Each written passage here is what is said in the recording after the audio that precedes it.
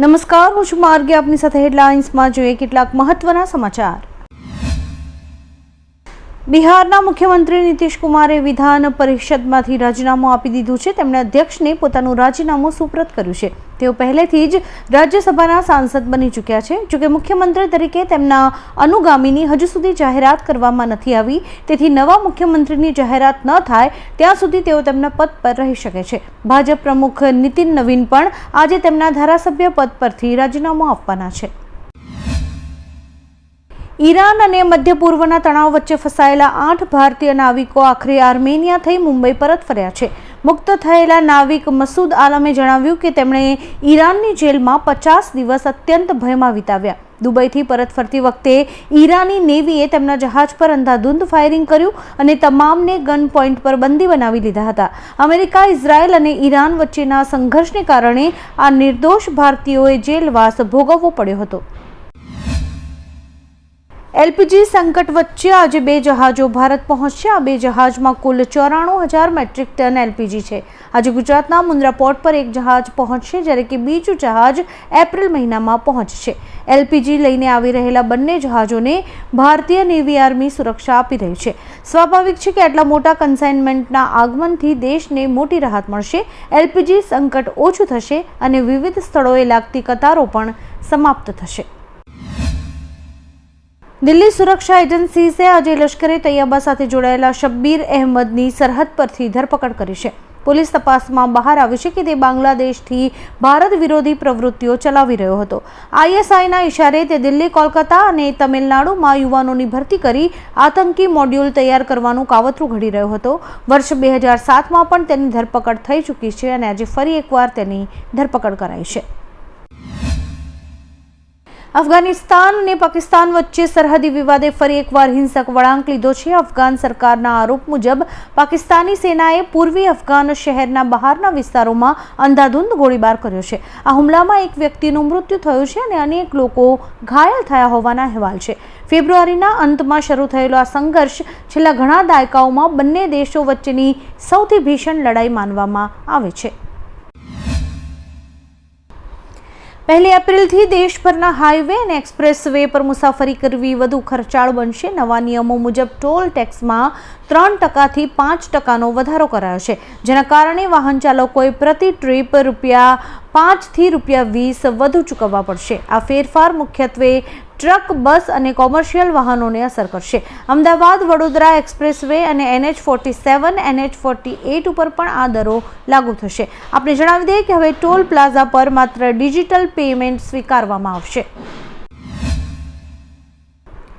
જમ્મુ કાશ્મીરના પૂર્વ મુખ્યમંત્રી અને પીપલ્સ ડેમોક્રેટિક પાર્ટીના પ્રમુખ મહેબૂબા મુફ્તીએ આજે વિધાનસભામાં ઈરાન અને અમેરિકા, ઇઝરાયલ વચ્ચે ચાલી રહેલા યુદ્ધને લઈને એક નિવેદન આપ્યું હતું, જેમાં પૂર્વ મુખ્યમંત્રી મહેબૂબા મુફ્તીએ કહ્યું કે ઈરાન દરેક ક્ષેત્રે અમેરિકા અને ઇઝરાયલને ટક્કર આપી રહ્યું છે. વધુમાં તેમણે કહ્યું કે મને વિશ્વાસ છે કે આ યુદ્ધ ઈરાન જ જીતશે. હવામાન વિભાગની આગાહી અનુસાર વેસ્ટર્ન ડિસ્ટર્બન્સની અસર હેઠળ આજે એટલે કે 30મી માર્ચના રોજ ગુજરાતના 8 જિલ્લાઓમાં હળવાથી મધ્યમ વરસાદની શક્યતા છે. ખાસ કરીને ઉત્તર ગુજરાત અને કચ્છના વિસ્તારોમાં યલો એલર્ટ આપવામાં આવ્યું છે.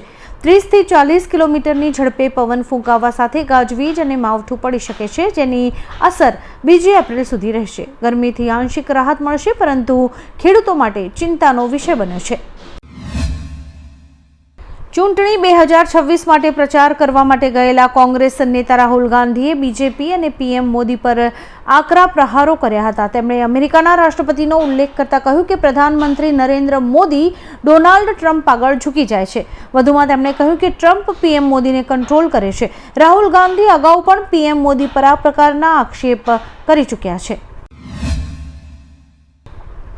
દાહોદ જિલ્લા કોંગ્રેસ સમિતિના પ્રમુખ હર્ષદ નીનામાએ નગરપાલિકા અને ભાજપની નિષ્ક્રિયતા સામે આમરણાંત ઉપવાસ શરૂ કર્યા છે.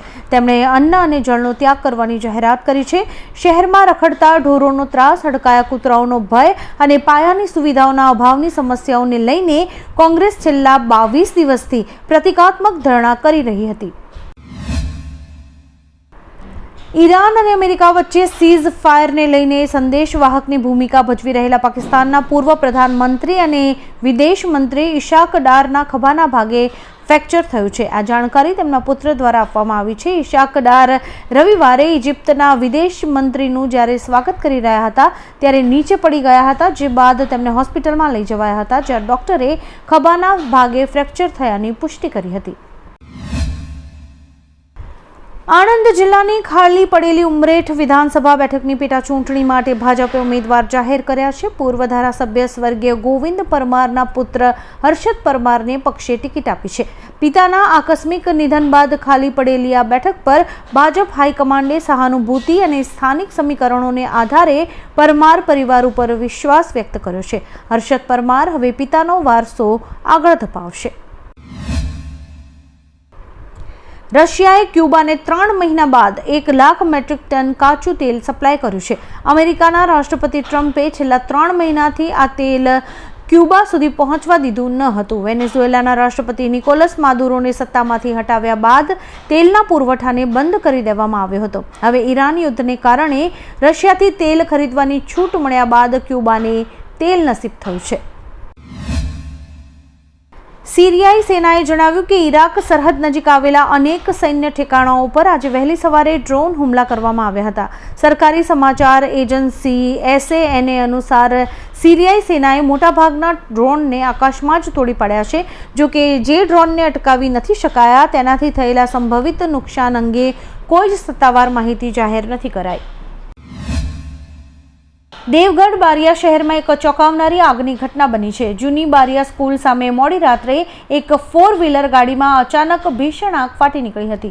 આગ એટલી વિકરાળ હતી કે જોત જોતામાં જ આખી ગાડી આગની જ્વાળાઓમાં લપેટાઈ ગઈ હતી. અગમ્ય કારણોસર લાગેલી આગને જોઈને આસપાસના લોકોમાં અફરાતફરી મચી ગઈ હતી. જોકે સદનસીબે આ ઘટનામાં કોઈ જ જાનહાનિ નથી થઈ. હવામાન વિભાગે આગામી 5 એપ્રિલ સુધી રાજ્યના વાતાવરણમાં મોટો પલટો આવવાની આગાહી કરી છે. આજે અનેક જિલ્લાઓમાં ગાજવીજ, આંધી, તોફાન અને વીજળીના કડાકા સાથે વરસાદ પડી શકે છે. મહીસાગર જિલ્લામાં પણ વાતાવરણમાં પલટો જોવા મળ્યો છે. આ બદલાવ સાયક્લોનિક સર્ક્યુલેશન, ટ્રફ લાઇન અને સક્રિય વેસ્ટર્ન ડિસ્ટર્બન્સને કારણે થઈ રહ્યો છે. ખેડૂતો અને સામાન્ય લોકોને સતર્ક રહેવાની સલાહ આપવામાં આવી છે. કચ્છ જિલ્લામાં સ્થાનિક સ્વરાજ્યની ચૂંટણીઓ પહેલા રાજકીય ભૂચાલ આવ્યો છે. નલિયા ખાતે ભાજપના ચૂંટણી પ્રવાસ દરમિયાન કોંગ્રેસના 200થી વધુ સક્રિય કાર્યકરો અને આગેવાનોએ પક્ષ છોડીને ભાજપમાં જોડાવાની જાહેરાત કરી છે. ભાજપના પ્રદેશ કક્ષાના આગેવાનોની હાજરીમાં તમામને કેસરીયો ખેસ પહેરાવીને વિધિવત સ્વાગત કરવામાં આવ્યું છે. ગાંધીનગરની નર્મદા મુખ્ય કેનાલમાં છેલ્લા 24 કલાકમાં ડૂબી જવાની 2 કરુણ ઘટનાઓ સામે આવી છે. વલાદ અને રાયપુર પાસે બનેલી આ ઘટનાઓમાં કુલ 4 યુવકો પાણીમાં ગરકાવ થયા છે. એક ભાઈને ડૂબતો બચાવવા જતાં બીજો ભાઈ પણ પાણીના જોરદાર પ્રવાહમાં તણાયો હતો. અત્યાર સુધીમાં 2 મૃતદેહ મળ્યા છે, જ્યારે કે અન્ય 2ની શોધખોળ ચાલુ છે. પોલીસે આ મામલે ગુનો નોંધીને વધુ તપાસ હાથ ધરી છે. ઈરાન અને અમેરિકા વચ્ચે વધતા સૈન્ય તણાવ વચ્ચે આંચકાજનક અહેવાલ સામે આવ્યા છે. ઇઝરાયેલી મીડિયા મુજબ જો પ્રમુખ ડોનાલ્ડ ટ્રમ્પ ઈરાન વિરુદ્ધ ગ્રાન્ડ ઓપરેશન શરૂ કરે છે તો ઇઝરાયેલી સેના તેમાં સીધી રીતે નહીં જોડાય. નેતન્યાહુ સરકાર ઈરાન જેવા શક્તિશાળી દેશ સામે સીધા જમીની યુદ્ધમાં ઉતરવાનું ટાળી રહી છે, જે ટ્રમ્પ માટે મુશ્કેલી વધારી શકે છે. જો કે ગુપ્ત માહિતી કે ટેકનિકલ સહયોગ ચાલુ રહી શકે છે. ગુજરાતમાં હવામાન વિભાગ દ્વારા આગામી 3 કલાક માટે વરસાદની તાકીદની આગાહી કરાઈ છે.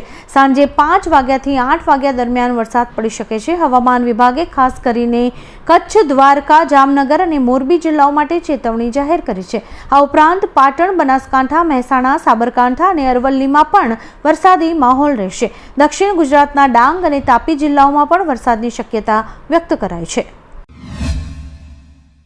આવા જ કેટલાક રસપ્રદ સમાચારો નિહાળવા માટે અમારી YouTube ચેનલને લાઇક, શેર અને સબસ્ક્રાઇબ કરો અને જોતા રહો હેડલાઇન્સ.